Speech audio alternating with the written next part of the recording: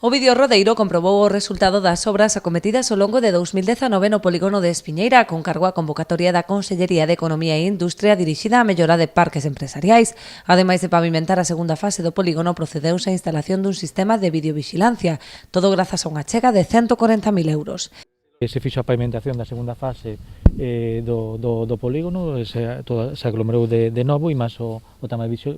videovigilancia. E, bueno, este ano pois, xa tivemos contactos cos empresarios do polígono e xa estamos prevendo pois, o que se vai a pedir este ano. Falta agora por concretar, estamos esperando que salira publicada as axudas e, bueno, xa estas semanas empezaremos a traballar e a definir cales son as necesidades do polígono, que xa temos un listado ben grande desas deficiencias que hai que actuar. Tal e como adiantou o alcalde, o Concello de Boiro volverá a acollerse en 2020 a esta convocatoria de axudas que se publicou hoxe mesmo cun orzamento global próximo aos 8 millóns. Este ano, por primeira vez, pois tamén hai unha liña de axudas no marco dos polígonos industriais municipais que conta con 4,4 millóns de euros e vai destinada a reforzar ou a estender novas líneas de red de suministro eléctrico. Por lo tanto, aqueles polígonos que conten con deficiencias de suministro eléctrico, que teñan dificultades nas súas redes eléctricas, pois vai a contar pois con un novo programa que vai dar soporte pois a cubrir estas necesidades. Tamén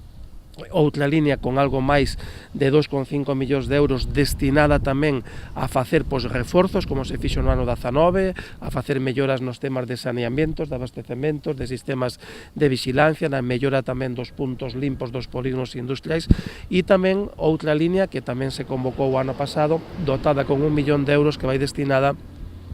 a aqueles polígonos que conten pois, con algunha nave, etcétera, que poidan facer pois, un viveiro de empresas.